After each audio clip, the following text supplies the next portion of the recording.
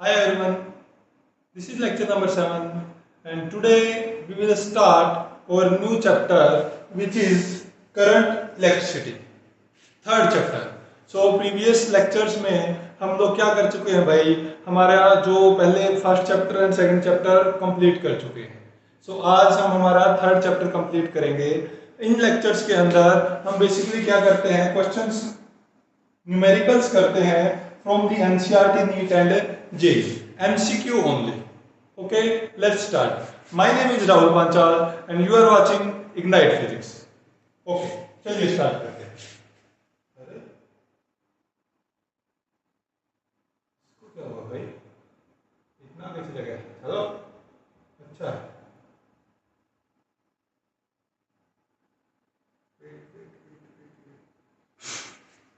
ठीक है.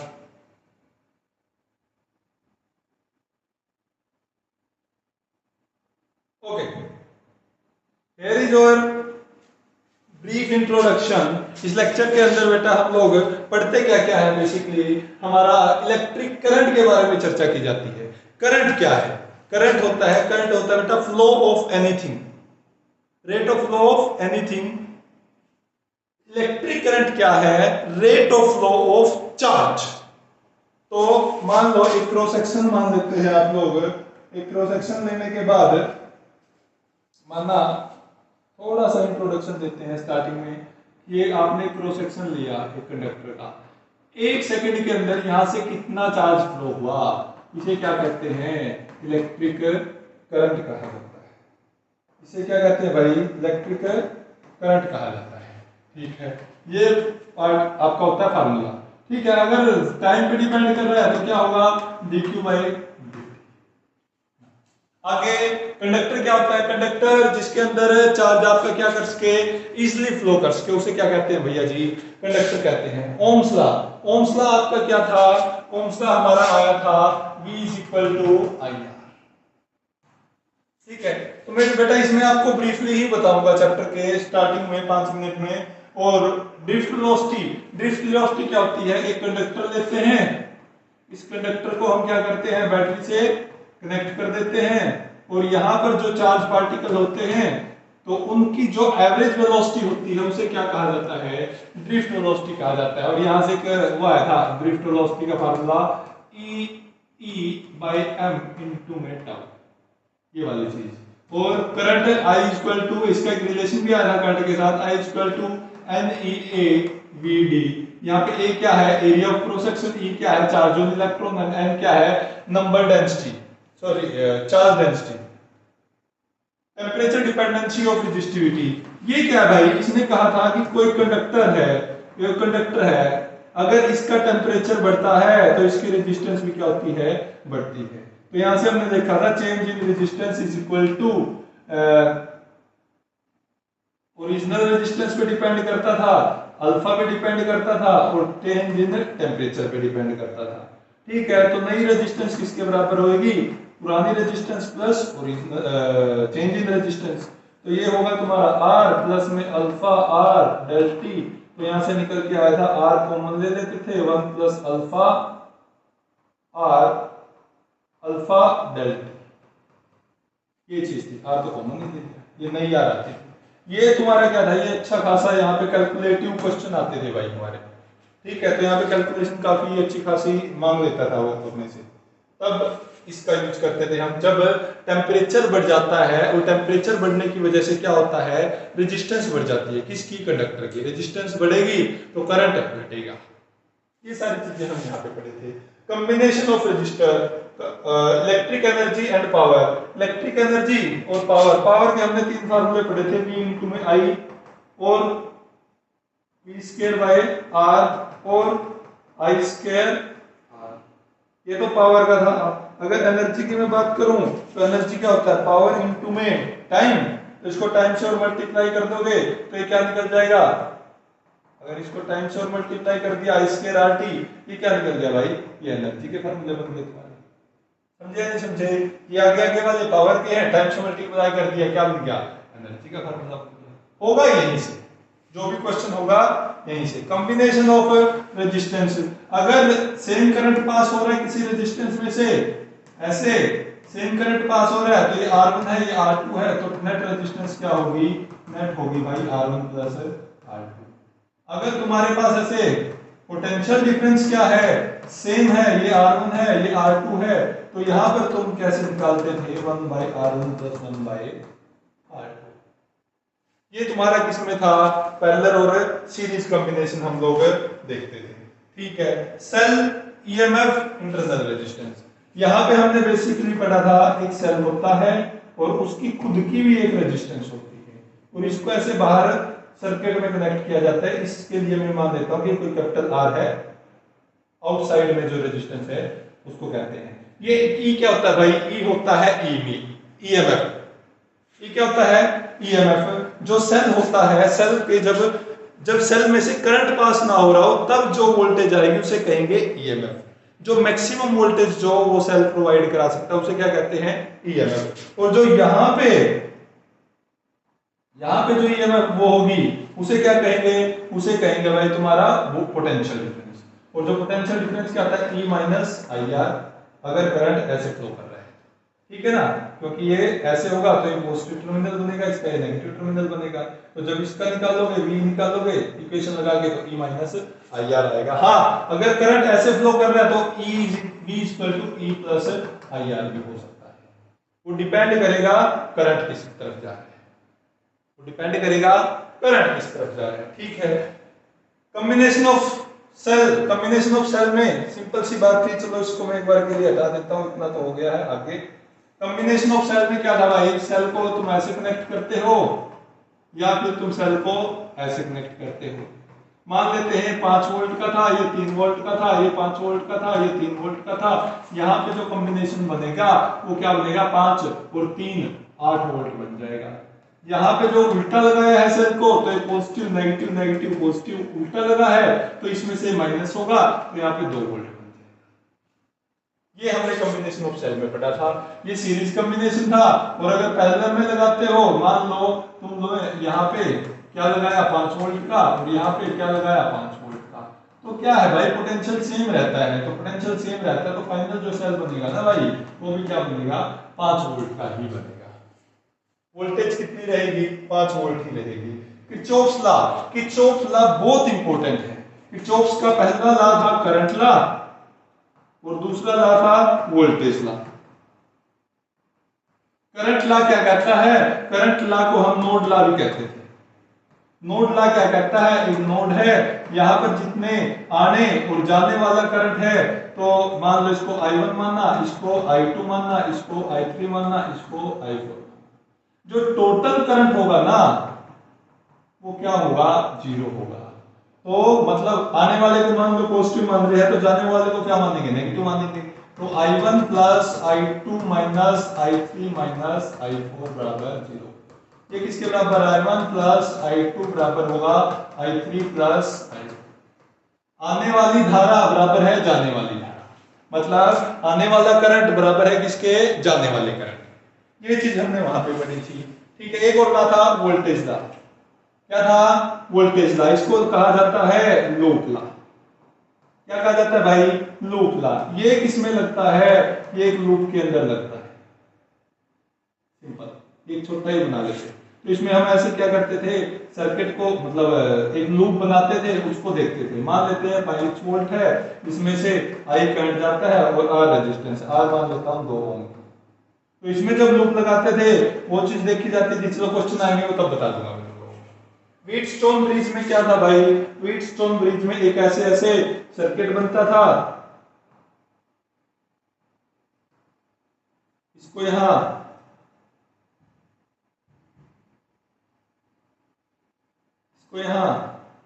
बैटरी से कनेक्ट करते थे।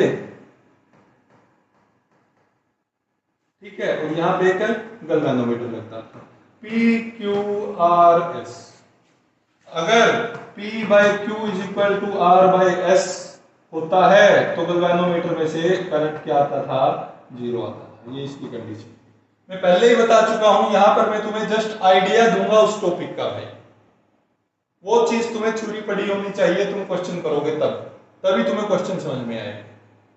ठीक है नहीं, आगे बात करते हैं किसका, मीटर ब्रिज का। इसी का जो प्रैक्टिकल वर्जन था वो क्या था, मीटर ब्रिज था। चलिए बात करते हैं, क्वेश्चन के ऊपर चलते हैं। हमारा आज का पहला क्वेश्चन ये रहा आपकी आंखों के सामने, और आपका समय शुरू होता है अब। पढ़िए क्या कहता है, इसको मैं थोड़ा सा नीचे उतार देता हूं, पढ़ो भाई। First question, the current in the wire varies with the time according to the equation where I is in ampere and T is in second. The quantity of charge which has to be passed through a cross section of the wire during the time 2 to 6. भाई इसने क्या कहा, इसने मेरे को जो जो चीजें दे रखी है मैं वो लिख लेता हूं। इसने मुझे एक तो करंट की इक्वेशन दी, आई दिया मुझे, क्या दिया 4 + 2t, ठीक है नहीं, और उसने क्या दिया, और मेरे को टाइम की ली थी t1 = 2 और t2 = 6। पूछा क्या मेरे से, क्वांटिटी ऑफ चार्ज, बस इतनी सी बात है और कुछ नहीं, ठीक है। टाइम दिया है, वो दिया है। वैसे तो फार्मूला होता था E = चार्ज बाय टाइम, लेकिन यहाँ पे लिमिट दे रखी है, मतलब टाइम पे डिपेंड कर रहा है, तो यहाँ पे क्या लेंगे, डिफरेंशिएशन लेंगे भाई। तो dq किसके बराबर होगा, I dt के, और q किसके इंटीग्रेशन करेंगे पूरे का, तो I dt के, ठीक है। तो I की वैल्यू पुट कीजिए यहाँ पे, I की वैल्यू क्या होगी, I की वैल्यू होगी 4 + 2t * में dt, ये तुम्हारा चार्ज निकल के आएगा, ठीक है। इंटीग्रेशन तुम्हें करना पड़ेगा, लिमिट तुम्हें दे रखी है, अच्छी बात है, 2 से 4, ओके।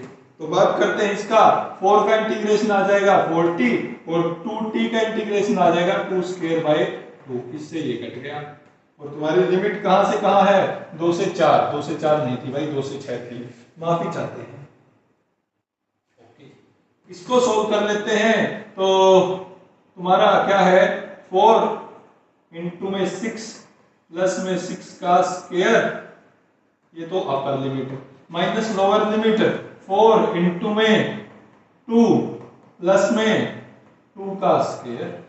चलिए आगे कितना होगा, 6 × 4 = 24, 36 माइनस में 4 × 2 = 8 और 4, ये कितना हो गया 12 और 0 और 6, तो 60 में से वो गए, कितना हो गया, 10 में से 8, 5 में से 1 गया 4, 48 कूलम चार्ज है।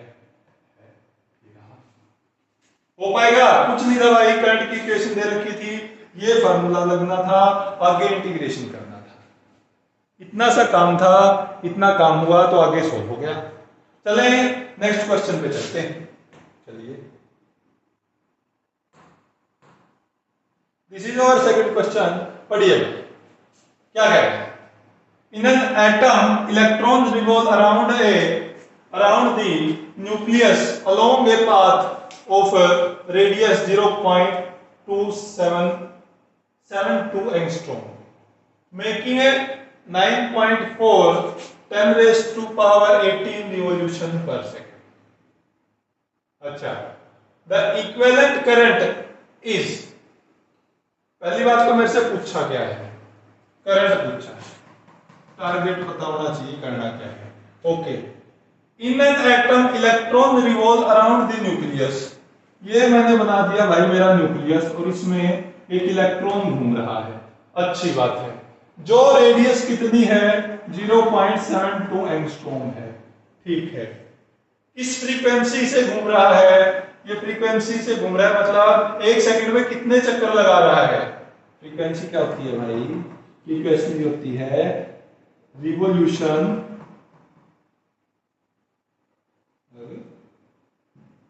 चलता तो था यार ऐसे, कभी चल जाता है कभी नहीं चलता, ये तो चलता है। रिवॉल्यूशन इन 1 सेकंड, ये बात थी, ठीक है। तो रिवॉल्यूशन, इतने रिवॉल्यूशन है 1 सेकंड में, ठीक है। मैं टाइम की जगह इसको पुट कर दूंगा ना 1 सेकंड, और जब चार्ज की बात आएगी, मैं क्यों इतने इलेक्ट्रॉन पास हो चुके होंगे, तो चार्ज की बात आएगी तो मैं n इंटू में ई कर दूंगा। हो सकता है, ठीक है। तो बात करते हैं करंट। करंट पूछा तो चार्ज डिवाइड बाय टाइम, तो टाइम को तो मैं 1 ले रहा हूं और चार्ज की जगह पे मैं n इंटू में ई। ये क्या था भाई? Quantization of charge, chapter number first, ठीक है। तो इसको करते हैं 9.4 into 10 raise to power 18 electron 1.6 into 10 raise to power minus 19। अरे वाह, इसको सोल्व किया जाए।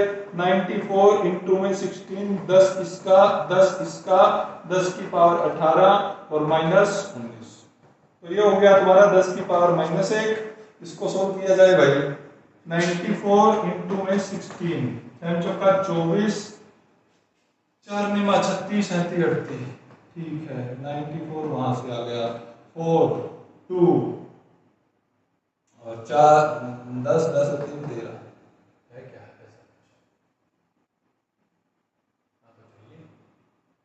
तो ये मेरा निकल के आया 1324।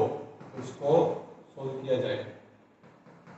कैलकुलेशन गड़बड़ कर दी क्या? नहीं, नीचे 100 भी तो है, ठीक है। इसको भी ऊपर लेके जाता हूँ तो क्या आ जाएगा? 10 रेज नीचे 3 जीरो आ जाएगी तो 1.324 ये आएगा तुम्हारा। अब देखो भाई 1.2 भी है, 1.4 भी है, ठीक है। 5 नीचे है तो मैं इसको लगा दूंगा, सिंपल। और क्या है ये? राउंड ऑफ करोगे इसको, तो राउंड ऑफ करोगे तो ये भी 5 नीचे है, तो ये क्या हो जाएगा? यहां तक राउंड ऑफ करना है, सॉरी 1.3 आएगा राउंड ऑफ करने के बाद। तो इसका क्या दिक्कत है? नहीं आना चाहिए। और क्या? देखो भाई, ये कुछ कैलकुलेशन मिस्टेक की है। 6 चौका 24, तो यहाँ पे आएगा 6 अच्छा यहाँ पे 54 प्लस 2 56, यहाँ पे गड़बड़ है भाई। ये 4 आ गया, 6 और 4 0 और तुम्हारा 14 अगर 15, 1504 आएगा, 1504। तो ये लगाएगा तो ये 1.5 एम्पियर की बनेगा। तो करंट तुम्हारा आएगा 1.5 एम्पियर। सॉरी, ठीक है नहीं है? हो गया। सिंपल यहाँ पे थोड़ी सी कैलकुलेशन रह गई थी, तो वो थोड़ा तुम्हें ध्यान देना पड़ेगा। चलें आगे चलते हैं। क्वेश्चन नंबर 3 पढ़ो भाई। A wire of resistance 4 ohm is used to wind a coil of radius this। वो आ गया, चेंज कर देते हैं। A wire of resistance 4 ohm is used to wind a coil of radius 7 centimetre. इसने क्या कहा अभी तक? 4 ओम की रेजिस्टेंस है, वायर उस वायर की रेजिस्टेंस 4 ओम है और मैं ऐसे वाइंडिंग कर रहा हूं, समझ रहे हो? इसकी रेजिस्टेंस जो वाइंडिंग है ना, इसकी रेडियस कितनी है? 7 सेंटीमीटर। इसकी रेडियस कितनी है? 7 centimetre. The wire has a diameter of 1.4 mm। तो जो वायर है तुम्हारी, जो मतलब ये वायर ऐसे ऐसे होगी ना, सर्कुलर वायर, इसका जो डायमीटर है, ये डायमीटर तुम्हें दे रखा है कितना? 1.4 mm। and the specific resistance of its material is,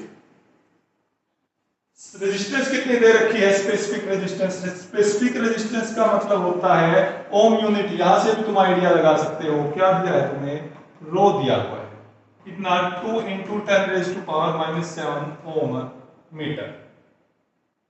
number of turns of the coil पूछ रहा है, ये n कितने हैं ये पूछ रहा है। समझे नहीं समझे? ठीक है। तो मुझे अभी तक जो लग रहा है इसमें, ये दे रखा है कुछ एरिया और लेंथ की बात हो रही है। नंबर ऑफ टर्न्स तो लेंथ से आएंगे ना, क्यों? क्योंकि इसका एक टर्न में कितना होगा, कितनी लेंथ लेगा ये एक टर्न में 2 पाई आर, और नंबर ऑफ टर्न्स में कितनी लेंथ लेगा n इंटू में 2 पाई आर, तो नंबर ऑफ टर्न्स वहां से निकल, चलो बात बनेगी यहाँ पे n इंटू में 2 पाई आर, ये मेरी क्या बन जाएगी, लेंथ बन जाएगी। चलो आगे करते हैं, n इंटू में 2 और 7 दे रखा है तो मैं इसको यूज करूंगा क्या 22/7, क्योंकि r क्या है 7 है, सेंटीमीटर है तो 10 की पावर -2, तो ये मैंने काटा। अभी तक मेरा लेंथ क्या बनी, n इंटू में ये कितना हो गया 44 10 रेज़ टू पावर -2, ठीक, लेंथ निकल के आ गई। और रो दे रखा है, मुझे फार्मूला थोड़ा थोड़ा हल्का हल्का वो याद आ रहा है, मैं ये वाला लगाने वाला हूं, R equal to rho L by. तो मतलब मुझे क्या चाहिए, मुझे एरिया भी तो चाहिए। अगर मुझे एरिया चाहिए तो डायमीटर है, और डायमीटर है इसका ये वाला डायमीटर है ऐसे ऐसे, तो रेडियस कितनी होगी, चलो ये कैपिटल R ले लेता हूँ, वहां पे रेजिस्टेंस के लिए यूज करेगा। अरे चलो पता ही है तुम्हें रेडियस क्या होगी d/2 यार, d/2 कितनी होगी 0.7 mm, तो इसको लिखो 0.7 mm को चेंज करोगे -3 मीटर, ये तुम्हारी रेडियस निकल के आ गई। तो जब तुम एरिया निकालोगे तो वो क्या आएगा पाई r स्क्वायर, मतलब d/2 लिख देता हूँ इसी तरह, पता है तुम्हें रेडियस क्या होती है d/2, ठीक है। तो यहाँ से कुछ कर सकता है इसका L/A कट जाएगा, पाई से पाई वैसे भी कर सकता है, कोई बात नहीं। 22/7 इंटू में d कितना था 0.7 इंटू में 10 रेज़ टू पावर -3 का स्क्वायर, ठीक है। अब मैं लगाता हूँ भाई क्या फार्मूला क्या था, resistance equal to rho L by A, ठीक है। रेजिस्टेंस कितना दिया था, रेजिस्टेंस दिया था 4 ओम, तो 4 बराबर होगा रो कितना दिया है, रो दिया है ये वाला क्या है 2 इंटू में 10 रेज़ टू पावर -7, L कितना दिया है, L दिया है ये वाला क्या n इंटू में क्या था 2 इंटू में 22 इंटू में 10 रेज़ टू पावर -2, ठीक है। A कितना है, ये है ये वाला 22 डिवाइड बाय 7 0.7 इंटू में 0.7 इंटू में इसका स्क्वायर करोगे तो 10 की पावर -6, ये सोल्व करना पड़ेगा भाई। चलो पहले तो जो कटता है ये किसके बराबर था, सारा ताम झाम मेरा 4 के बराबर था, ओके।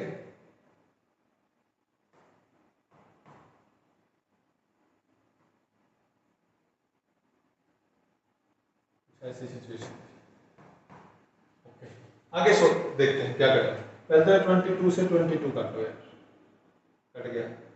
इस 10 को और इस 10 को नीचे लेके जाऊंगा तो कितना बन जाएगा, 2 और बन जाएगा 8 हो जाएगा।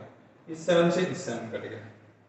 अब तुम्हारे पास क्या बचा, अब तुम्हारे पास बचा है सिर्फ 4 इज इक्वल टू, यहाँ पे क्या है 2, पहले लिख लेते हैं n, फिर क्या बचा है 2, और क्या बचा है 10 की पावर -7, 10 की पावर -2, तो 10 की पावर लिख लेता हूँ -2 और -7 ठीक है। ये हो गया, ये हो गया, ये हो गया। यहाँ पे बचा है क्या 7, क्योंकि 0 तो हम यूज कर चुके हैं, और यहाँ पे +8, ठीक है भाई। अब यहाँ से n की वैल्यू निकालिए यार, हो जाएगा 2 और 2 4, 4 से तो 4 ही कट गया, ये 7 इधर आएगा। 7 is equal to n into में 10 रेज़ टू पावर -1, तो n is equal to 7 into में 10, तो n की वैल्यू कितनी आ गई भाई 70। देखिए कहीं पे है, ये नहीं हो पाएगा या नहीं।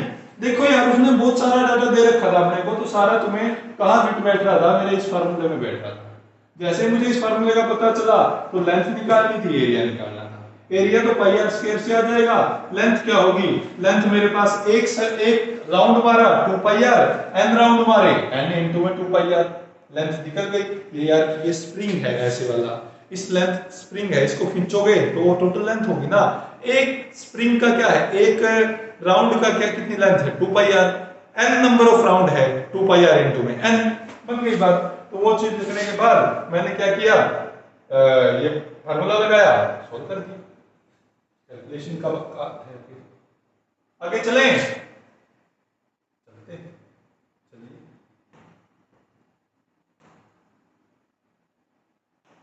क्वेश्चन नंबर 4 पढ़ो भाई। A wire with 15 ohm resistance is stretched by 1/10 of its original length. पढ़ो एक बार इसको।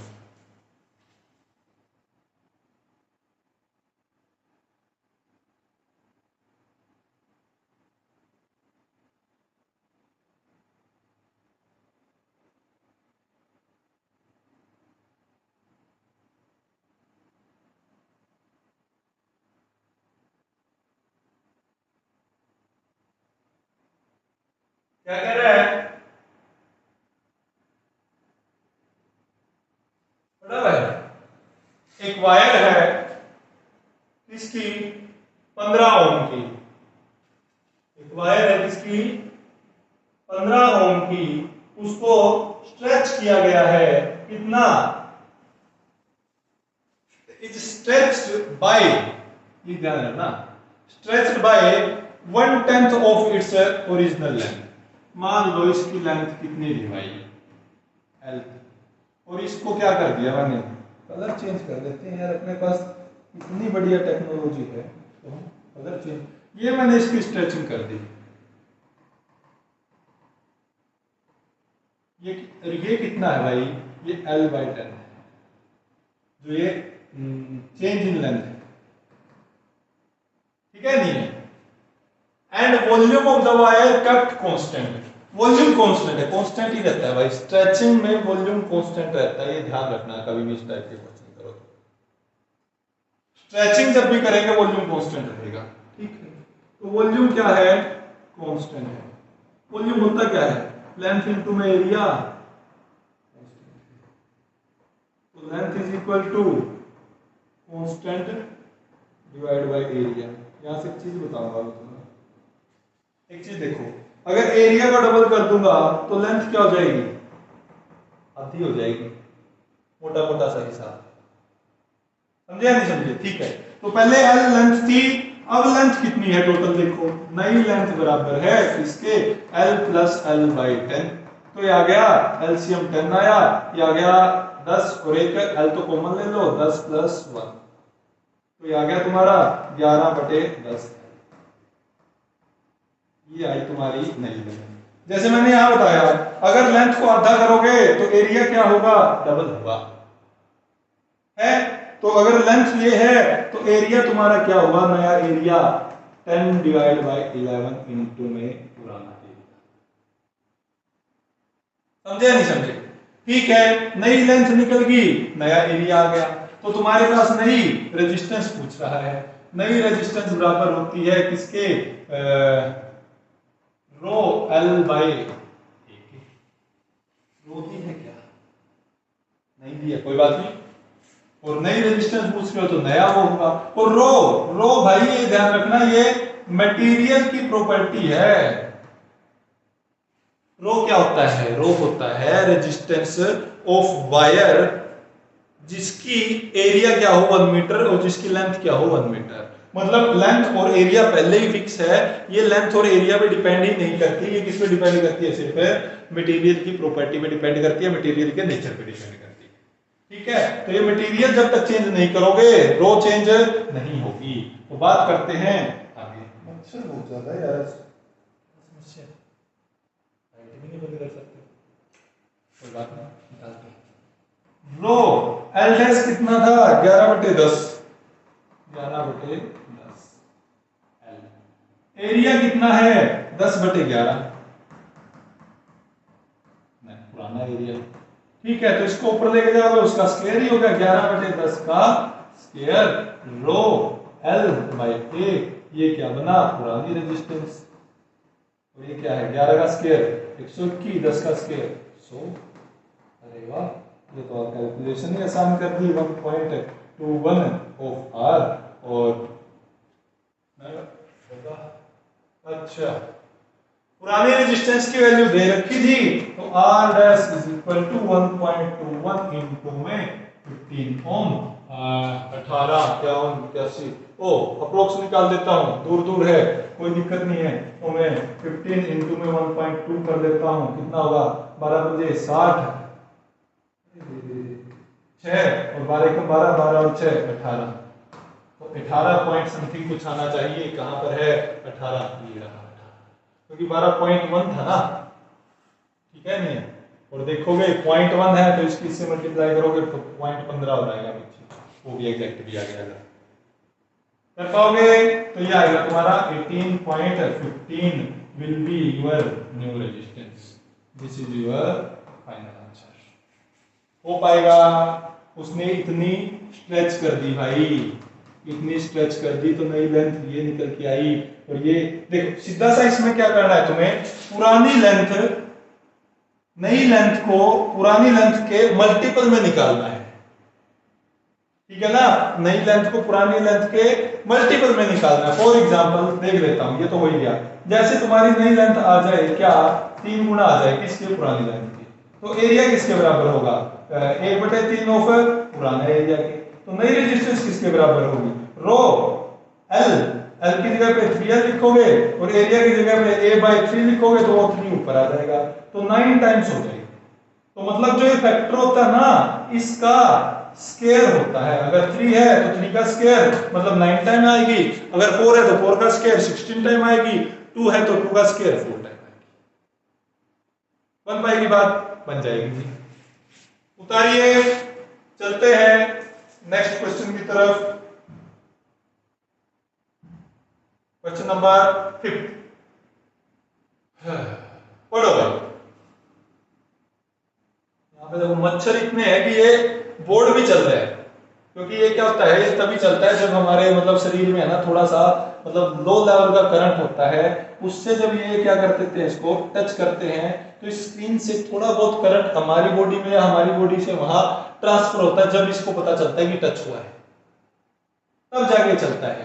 तो सेम टाइप का मतलब कोई भी ह्यूमन बॉडी है या कोई भी है, करंट फ्लो जहां पे भी कंडक्टर होगा ना, अब इनकी बॉडी भी क्या होती है, इतना करंट इनकी बॉडी में भी ट्रांसफर हो सकता है मच्छरों में। ये मच्छर यहाँ पे बैठता है, ये सोचता है किसी ने टच। क्वेश्चन पढ़ो भाई, क्वेश्चन नंबर 5 इसको कर देते हैं वरना ये आगे चल जाएगा। अरे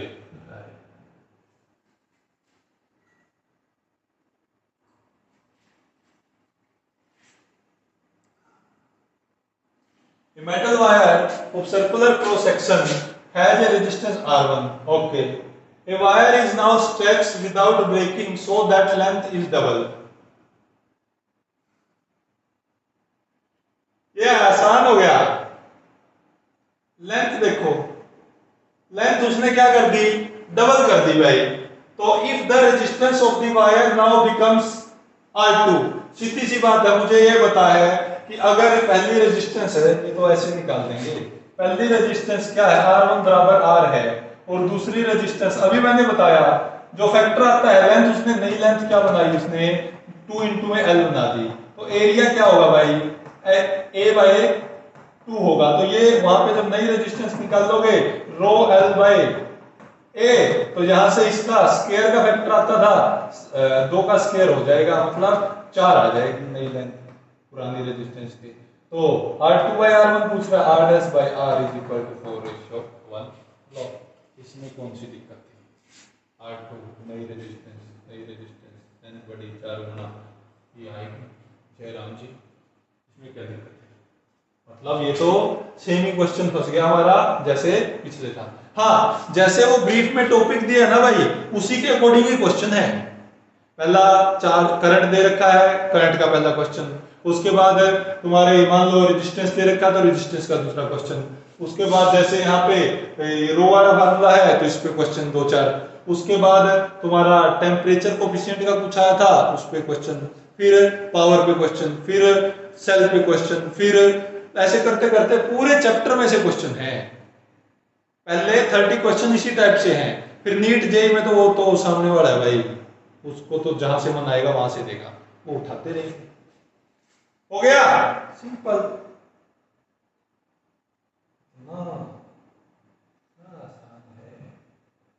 इतना आसान है भैया।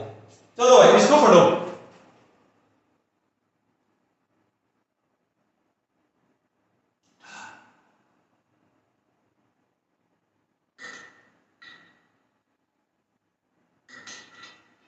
A wire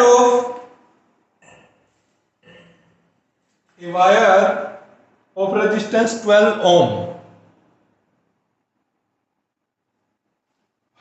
per meter is bent to form a complete circle of radius 10 centimetre. 1 metre में भाई 12 ओम है, पहले तो ये ध्यान रखना, 1 मीटर में 12 ओम है, इतना कहा पहले तो।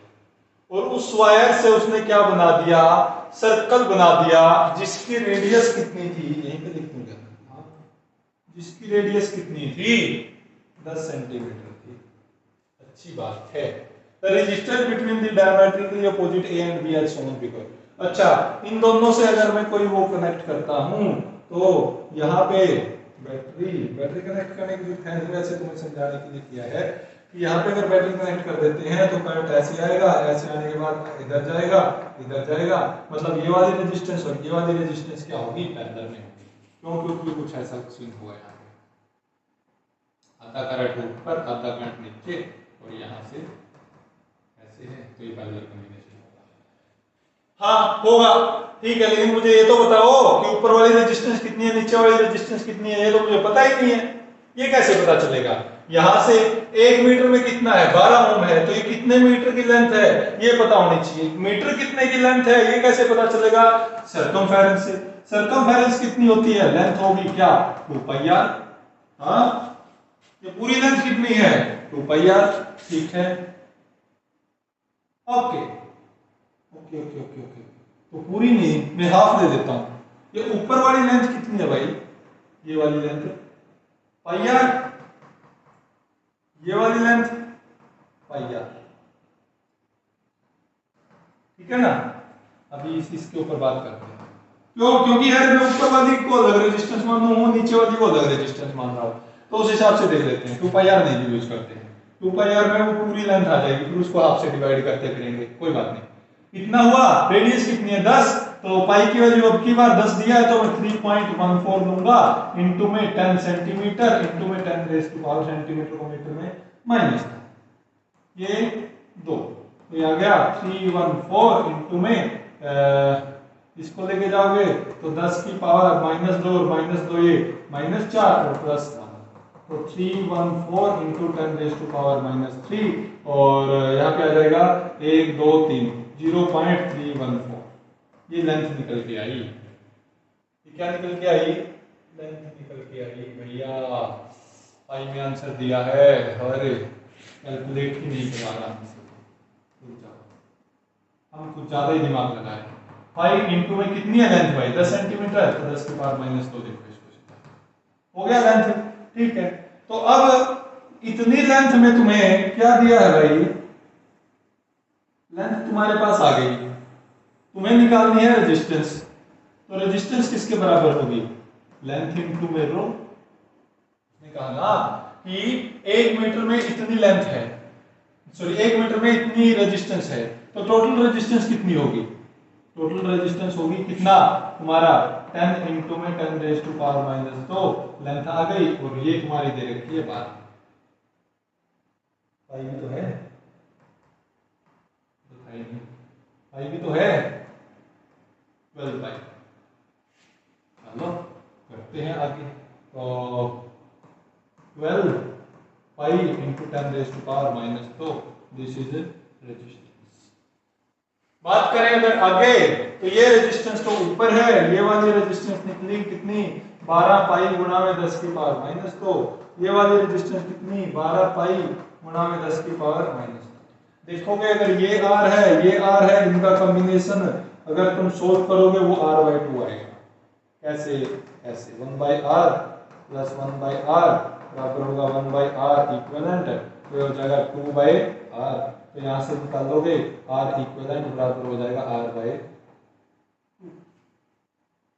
तो इसका जो R इक्विवेलेंट निकलेगा इन दोनों का वो क्या हो जाएगा R/2, तो ये आ जाएगा 6 pi into 10 raise to power -2।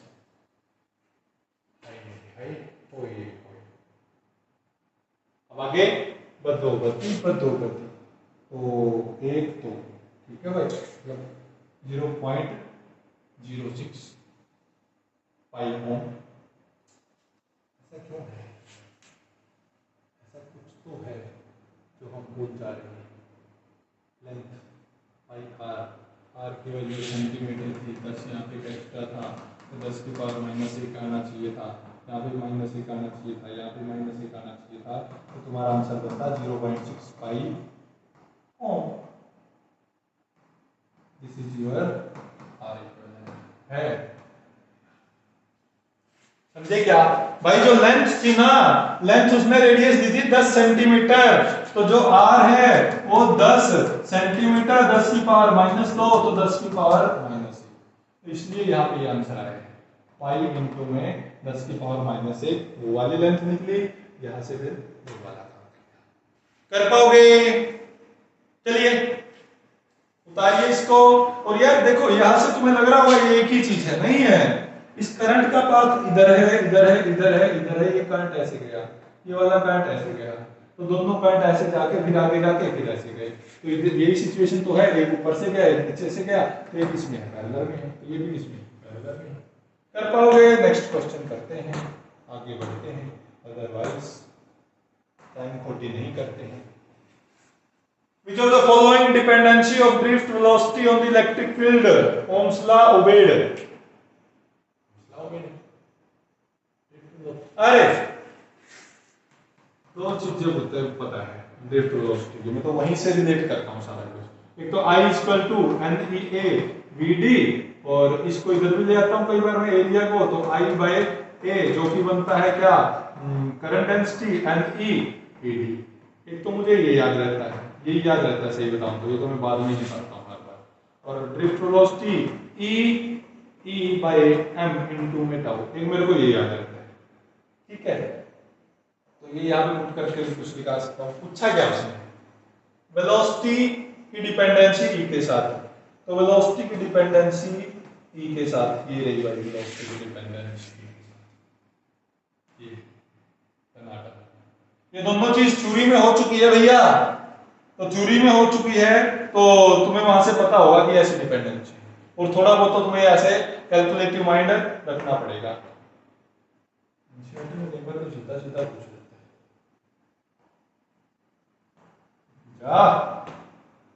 CBSE में एनसीईआरटी पूरी होनी चाहिए, एग्जाम्पलर पूरा होना चाहिए, और तुम्हारा प्रीवियस ईयर का वो पेपर आते हैं ना, सैंपल पेपर, वो पूरे होने चाहिए, फिर कोई समस्या नहीं है, फिर तुम पूरा पेपर अटेम्प्ट कर दोगे विदाउट एनी प्रॉब्लम, अगर पहले रेफरेंस बुक सोल्व की है तो, जो कि हमने की है। कॉपर वायर और नहीं भी की है तो सैंपल पेपर और एनसीईआरटी और एग्जाम्पलर, ये तीन चीज क्या कर दो, अच्छे से कर दो भाई, प्रॉब्लम ही नहीं है कुछ। Copper wire with a cross section area of 2 × 10⁻⁻⁶ metre square, cross sectional area has a free electron density equal to this.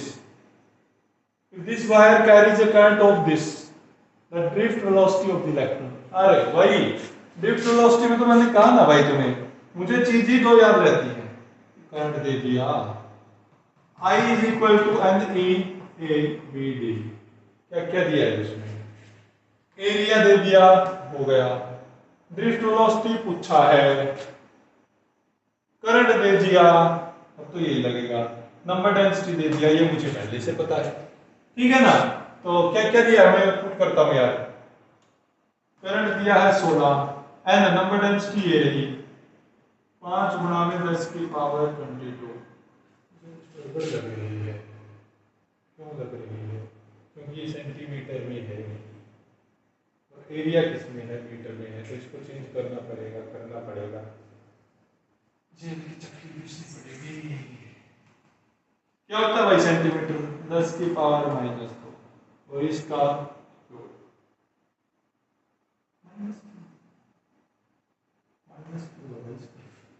Minus मतलब ये नीचे है, नीचे मल्टीप्लाई होगा, ठीक है। चलो देखते हैं, जो होगा देखा जाएगा। 1.6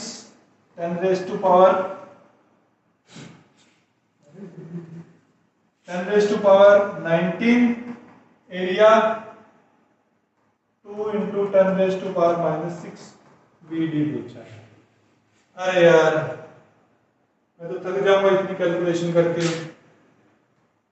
अब मजदूरी करने वाला काम हो गया। 10, ये 10 हो गया, गुणा में 10 की पावर 22, गुणा में 10 की पावर 3 दूनी 6, और कहाँ कहाँ 10 है भाई, कर लो।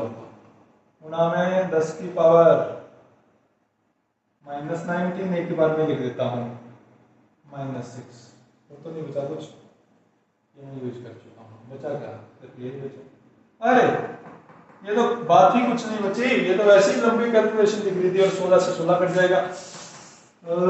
ये 16 से मैंने ये 16 काट दिया, BD।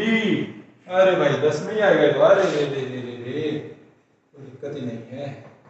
10 22 -6 से +6, ठीक है, ये 1, और इस 10 से ये 10, तो 22 - 19 बराबर होगा 1, इंटू में होगा VD, तो ये तुम्हारा निकल के आया 10 की पावर 3, इंटू में VD बराबर होगा 1, तो VD इसको उधर लेके जाओगे तो क्या होगा, 10 की पावर -3 मीटर पर सेकंड। अगर मीटर पर सेकंड में दिया है तो बच जाएंगे।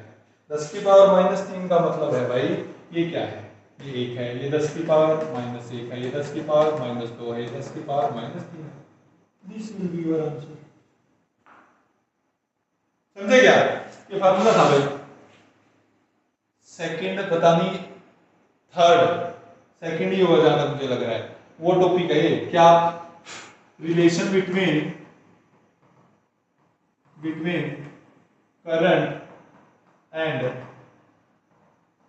ड्रिफ्ट वेलोसिटी,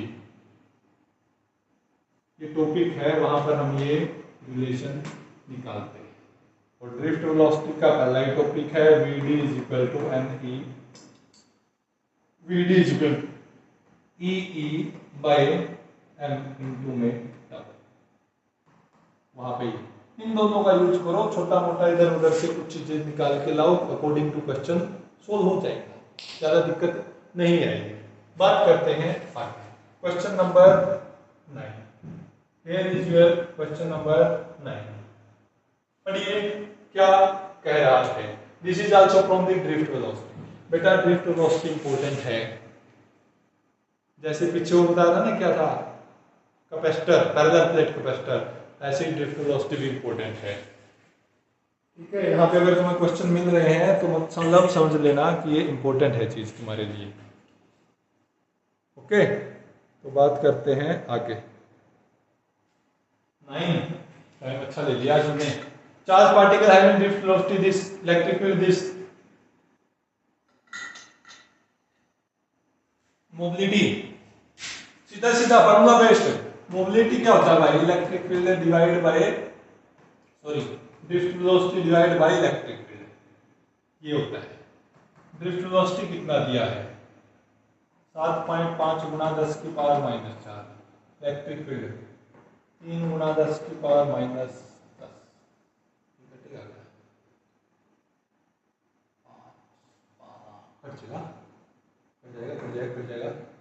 इसको 10 को तुम लेके आओ कहाँ, 10 को 5 लिख देते हैं इसको, ठीक है, काटना इसको कितने कटेगा, ये 3 दूनी 6 और 5 दिए 15, 25 कट गया।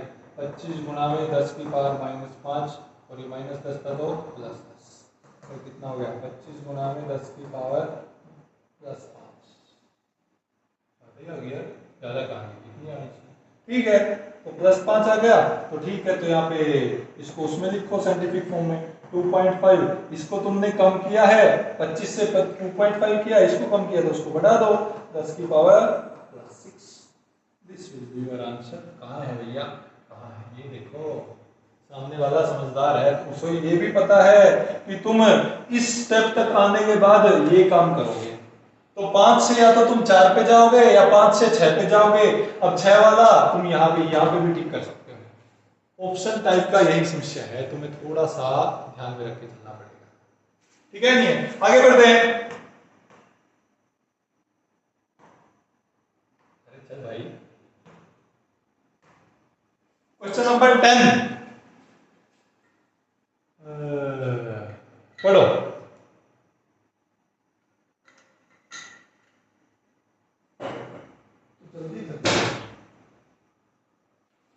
resistance of the wire in the heater at room temperature is 65 ohm. When the heater is connected to this एक रूम हीटर है भाई, उसकी रेजिस्टेंस है कितनी 65 ओम। ठीक है, रूम हीटर है। When heater is connected to 220 volt, sorry voltage कितनी 220 वोल्ट से ये हीटर था मेरा, वायर थी, फिर मैंने इसको कनेक्ट कर दिया किससे 220 वोल्ट से। ठीक है ना। और Apply the current settle after a few seconds is 2.8 है, तो यहां से करंट कितना जा रहा है 2.8 एम्पियर, जो भी।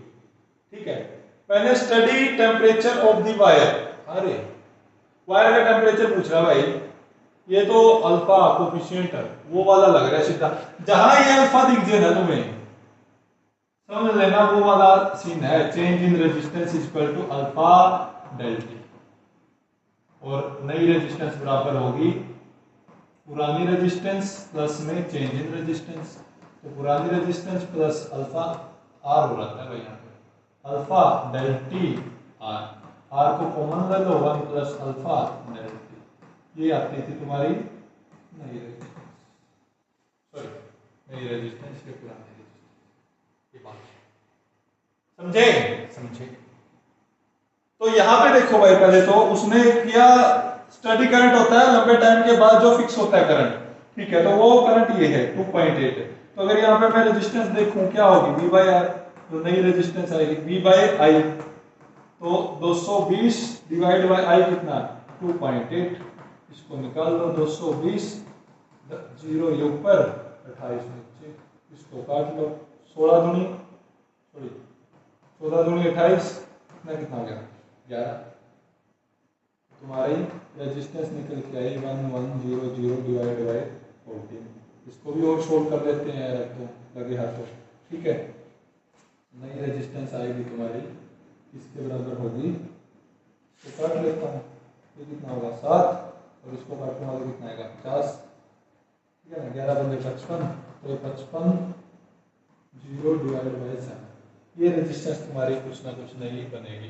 इसको सोल्व कर लेते हैं, तो 550 डिवाइड बाय 7, तो 3 49 6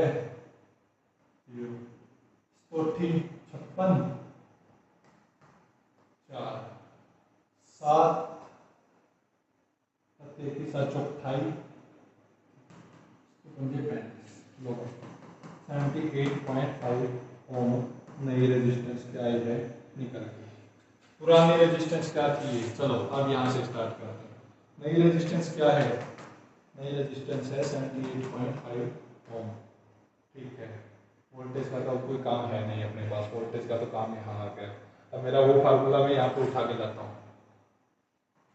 ठीक है, तो क्या था, नई रेजिस्टेंस बराबर होगी, यहाँ पे दो पार्ट में कैलकुलेशन करनी पड़ेगी जहाँ तक मुझे लग रहा है। नई रेजिस्टेंस बराबर होगी R1 plus alpha delta. Room temperature से नया टेम्परेचर जो बना, टेम्परेचर ऑफ द वायर, वो पूछ रहा है। ठीक है, नहीं ओके, तो यहाँ पे बात करते हैं भाई, R कितना था 78 है, 78 ही देता हूँ, 0.5 को छोड़ देता हूँ मैं एक बार के लिए। और ये वाला R कितना है, ये वाला R था 65, बराबर होगा 1 प्लस अल्फा डेल्टा। ठीक है, तो इसको इधर ले आएंगे, तो 78 डिवाइड बाय 65 माइनस 1 बराबर होगा अल्फा डेल्टा। ठीक है, तो 78 minus 65 divide by 65 equal to alpha delta. ठीक है, तो ये कितना हो गया 13, 0.5 यूज करता हूँ तो मेरा कितना आएगा 75 76 मतलब 13.5 divide by 65 is equal to alpha कितना हुआ 13 26 13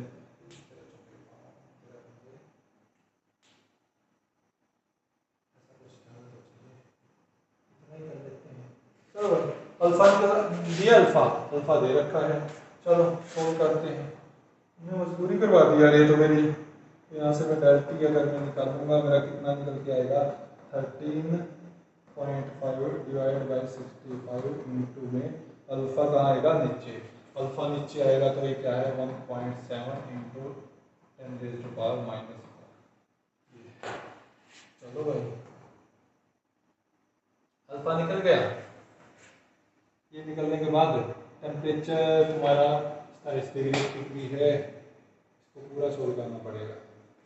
इस पॉइंट से ये पॉइंट कट जाएगा, ऊपर 135 डिवाइड बाय में 65 इंटू में 70 और ऊपर क्या है 10 की पावर ना हुआ ना हो गया। अब इसको और काटना पड़ेगा, काटना पड़ेगा भाई, क्या कर सकते हैं। 5 एकम 5, 5 दिए 15, ऊपर काटो भाई, 5 दूनी 10, 5 से 35 तो 27 डिवाइड बाई में नीचे 13 गुना में 17। कोई कैलकुलेट कर लेते हैं क्या होगा।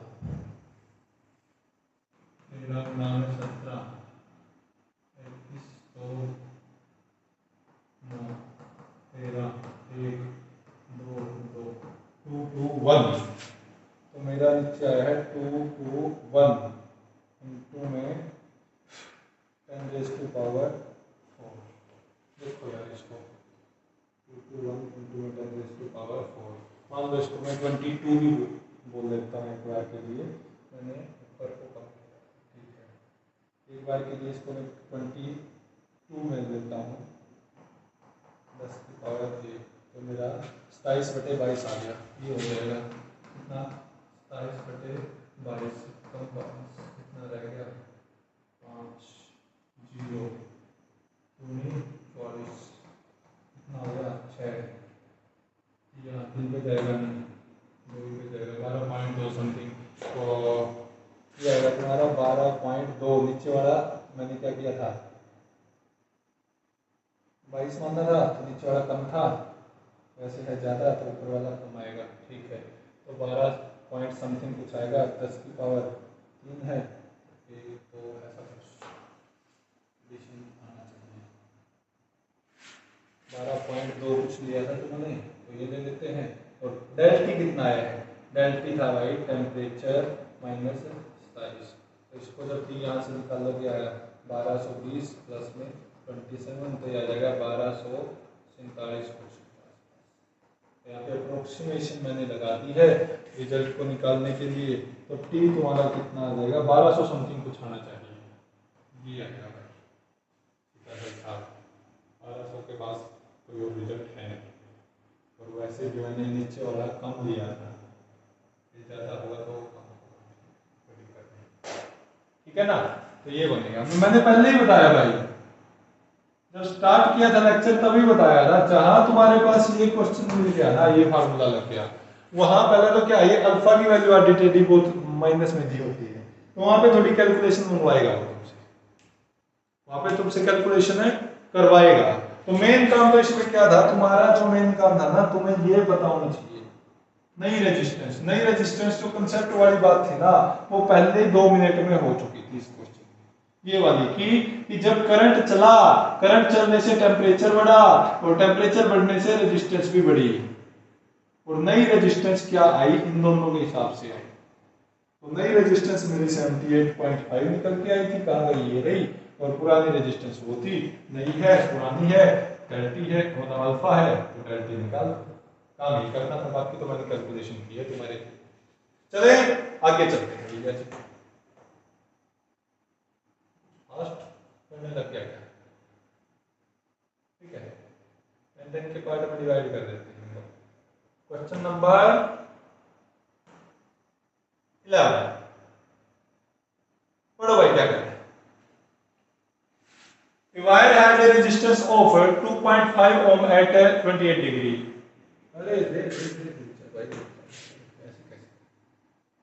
रेजिस्टेंस है कहां पर 2.5, टेम्परेचर कितना 28 डिग्री, रेजिस्टेंस है 2.9 है, टेम्परेचर कितना 100 degree. The temperature coefficient of the alpha पूछ रहा है।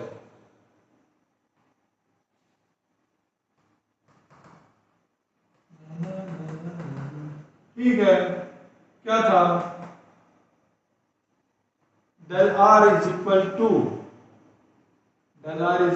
अल्फा r del t, यही तो था।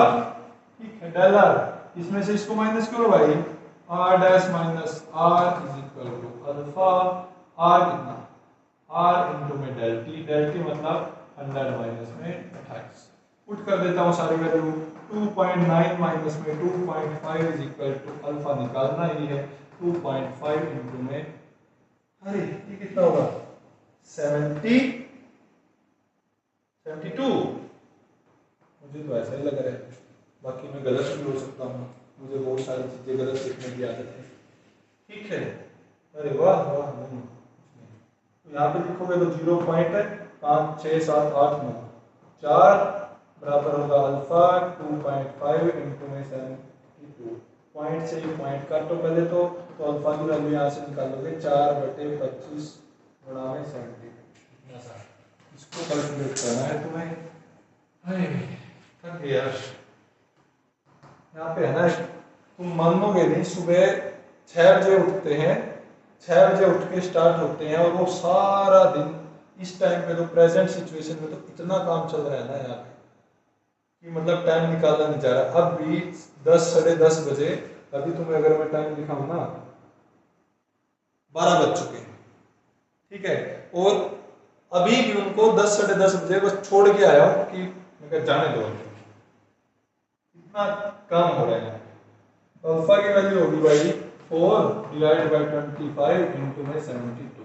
इसको मल्टीप्लाई कर लो 4 से, इसको भी 4 से, क्यों, क्योंकि ये 100 बन जाएगा। ऊपर आ गया 16, नीचे आ गया 72 इंटू में 100, क्योंकि कैलकुलेशन आसान होगी। ये छोटी छोटी ट्रिक है, तुम्हें यूज करनी आनी चाहिए। ये 8 आ गया, ये कितना आ जाएगा 70 35 और 36 आ गया, तो 8 चौका 32, 8 पंजे नहीं कटेगा, 4 पे तो कट जाएगा, 4 दूनी 8, 4 निमा 36, तो 2/9 गुणा में 100, इसको कर लो सोल्व, क्या आ जाएगा 2 9 कितना आ जाएगा 20, 0.9 दूनी 18, 2 अरे दूनी ऐसे चलता रहेगा, तो ये आएगा तुम्हारा कितना, alpha is equal to 0.222 into 10⁻⁴, ये भी तो है, मतलब नीचे 100 और है, तो 0.01022 कर देता हूँ बाद में पूरा है। अरे मेरा समझदार, बहुत ज्यादा दिमाग लगा लेते हैं। आंसर तुम्हारा ये है, क्यों है, यहाँ पे देखोगे तो 0.222 10 की पावर -2, तो इसने कितना लिखा है, इसको इसने बढ़ा दिया, तो इसको क्या करना पड़ेगा, घटाने का मतलब है माइनस में करना है, तो माइनस में कटेगा,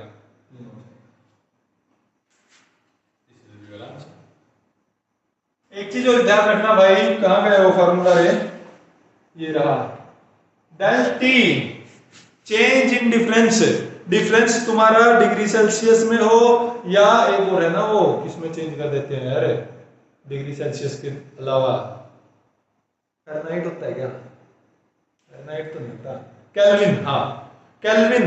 देखो भाई मान लो 27 डिग्री है और मैं 30 हो गया मान, तो 27 डिग्री को जब तुम वहां पे चेंज करोगे तो तुम्हारा +273 और ऐड करोगे तो 300 कुछ बन जाएगा, और इसमें भी 273 ऐड करोगे तो तुम्हारा कितना हो जाएगा ये, तो 303 हो जाएगा। तो अगर यहाँ डिफरेंस देखोगे वो भी 3 का, यहाँ डिफरेंस देखोगे वो भी 3 का, ठीक है ना। तो डिग्री सेल्सियस में देखो या केल्विन में देखो, जो नंबर आएगा वो सेम आएगा, जो न्यूमेरिकल वैल्यू आएगी वो सेम आएगी, यूनिट जरूर अलग हो जाएगी। तो इसको यूज करते टाइम है ना थोड़ा ध्यान रखना, मतलब ध्यान नहीं रखने की जरूरत है कि तुम बिल्कुल बिना ध्यान के भी तुम यहाँ पे डिफरेंस लिख दोगे ना केल्विन का भी, तब भी सही आएगा। तुम कह सकते हो मुझे sir degree is not a ऐसा unit, why you are using in this formula and you are getting the same answer. This is because difference in the Kelvin as well as degree both are same. Value तो अलग अलग है, हो जाती है degree में और Celsius उसमें केल्विन में, लेकिन उनका डिफरेंस सेम रहता है। यहाँ पे तो डिफरेंस पूछना है भाई, इसलिए ये आंसर क्या आ जाते हैं, सेम आ जाते हैं। हमने पिछली बार काफी अच्छे खासे लेवल पे इसको डिस्कशन किया था। आगे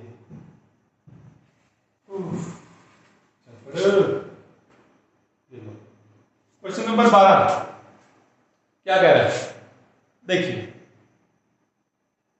The resistance of the wire in the platinum resistance thermometer at ice is ice point, अरे ice point है भाई, ice नहीं,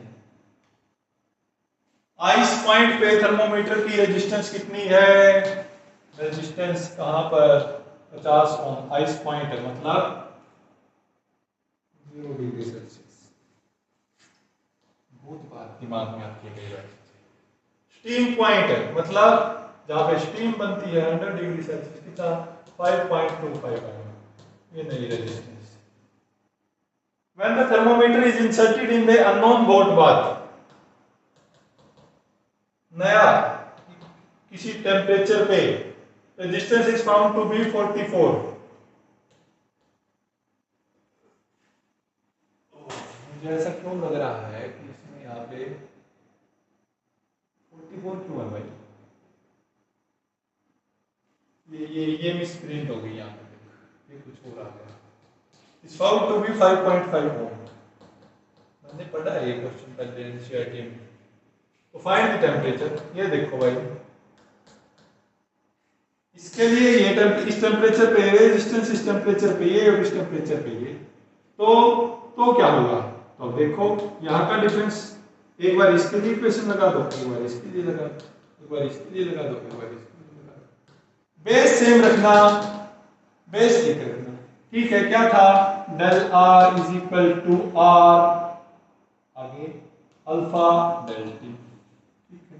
पहले के लिए जब मैं इक्वेशन लगाऊंगा, change in R 0.25, change in temperature 100, alpha R कितनी, आर 5।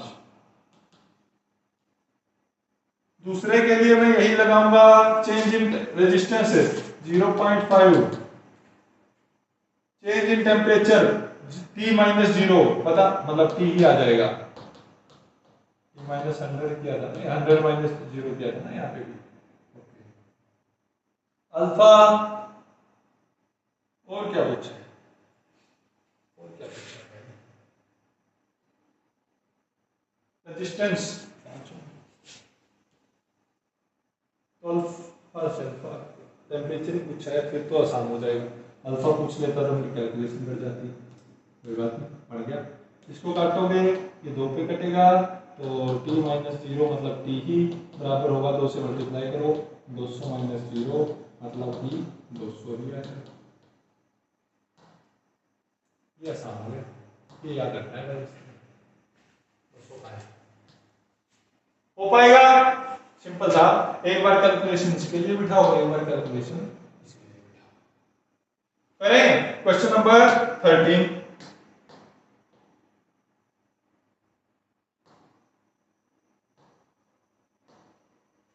पढ़ो भाई। Voltage across a bulb rated this watt this drops by 2.5 of its rated value. The percentage of the rated value by which the power would decrease.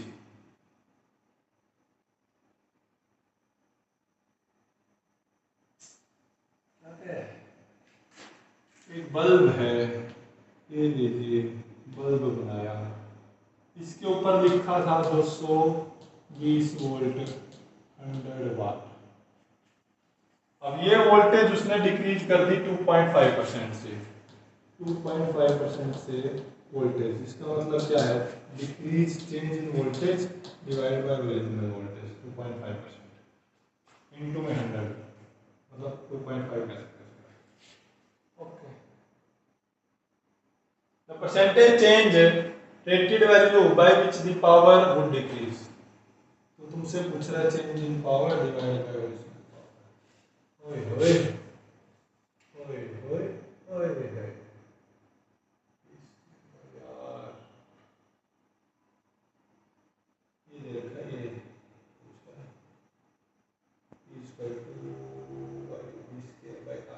देखो भाई, जब भी ऐसा कुछ तामझाम हो ना, तुम ये ध्यान रखना, इसके जो अंदर की रेजिस्टेंस है ना, ये सेम रहती है, इसका जरूर यूज करना। अंदर की जो रेजिस्टेंस होती है ना, ये सेम रहती है हमेशा।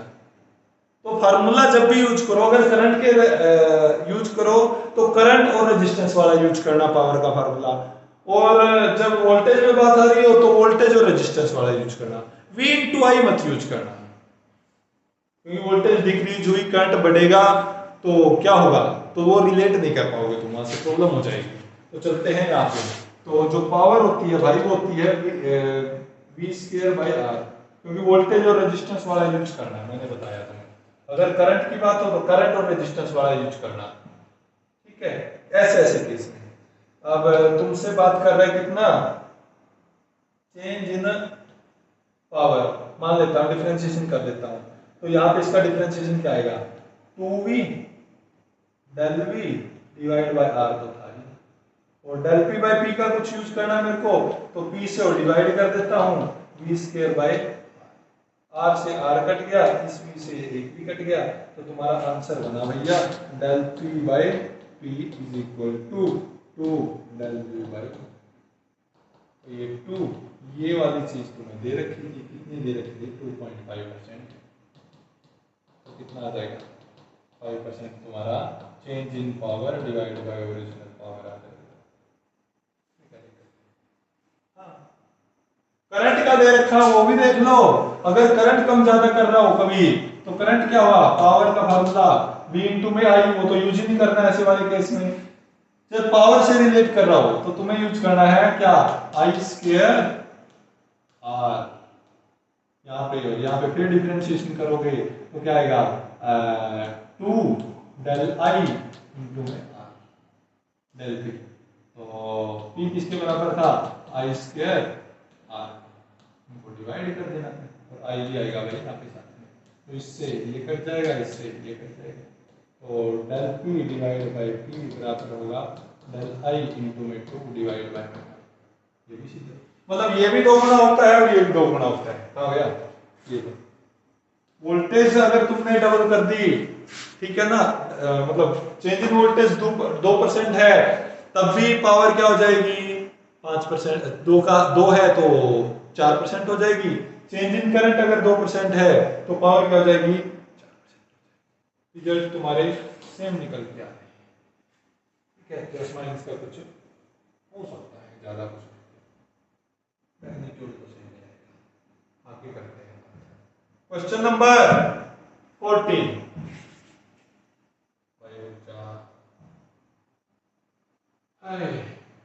A heater coil is rated at this watt 200 volt is cut into two identical parts. Both parts connected together. The same source. The energy liberated per second is your combination is.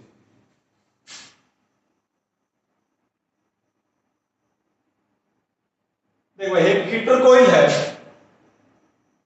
एक heater coil है, length मान लो, उसने क्या कहा कि 200 volt पे 100 वाट है, और आगे जो तामझाम कर रहा है उसको काट रहा है, तो रेजिस्टेंस चाहिए मुझे, सिंपल सी बात है। तो मुझे उसे पावर दे रखी है कितनी, 100 वाट, वोल्टेज कितनी दे रखी है, 200 वाट। तो पावर का फार्मूला वोल्टेज की फॉर्म में और resistance V square by R, यही होगा, बिल्कुल होगा। तो मुझे यहाँ से क्या करना है, तो V का फार्मूला पुट कर देता हूँ मैं, तो 100 बराबर होगा V स्क्वायर 200 गुना में 200 बटे में R। तो 100 मतलब 2 जीरो से 2 जीरो कट गई, तो R की वैल्यू आ गई 400 ओम। तो मेरी जो रेजिस्टेंस है वो कितनी है भाई, 400 ओम की रेजिस्टेंस है जो हीटर कोइल है। ये मुझे इतनी स्टेटमेंट से पता चला। अब बोल रहा है the cut into two identical pair, ठीक है भाई।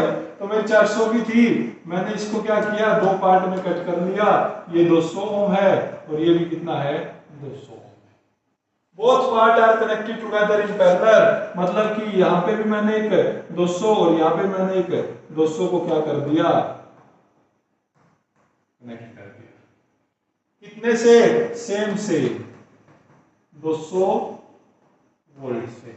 एनर्जी लिबरेटेड पर second of the new combination is, इसका कॉम्बिनेशन टोटल कितना होगा, 200 200 पैरेलल में लगाएं तो कितना बनेगा, 100 ओम बनेगा। और अब एनर्जी पूछ रहा है, एनर्जी तो वही निकलेगी भैया, कितनी 20 पावर ही तो होती है, पर सेकंड की बात कर रहे हैं तो पावर ही है भाई। एनर्जी पर सेकंड क्या होती है, पावर होती है। Rate of emission of energy क्या है, पावर ही तो है, ठीक है। तो इसको निकालिए, ये कितना है, ऊपर क्या आ जाएगा, 200 गुणा में 200, रेजिस्टेंस 100 कितना आ गया, 400 ओम आ गया। ये पावर नहीं पा रही है, क्या दिक्कत है। तो पहले पावर कितनी थी, पहले पावर थी 100 वाट, अब पावर ओम गलत लिख दिया 400 वाट। तो पूछा क्या है, वाट पर सेकंड कितनी एनर्जी, एक सेकंड में 400 जूल, ये लीजिए, कोई दिक्कत। अच्छा, तो ऐसा कुछ काम करता है भाई, मतलब कि काटता है बीच में से, पैरेलल में जोड़ता है, तो पावर कितनी हो जाती है, 4 गुना हो जाती है, ये पता चल रहा है अपने। चलिए नेक्स्ट क्वेश्चन पे चलते हैं।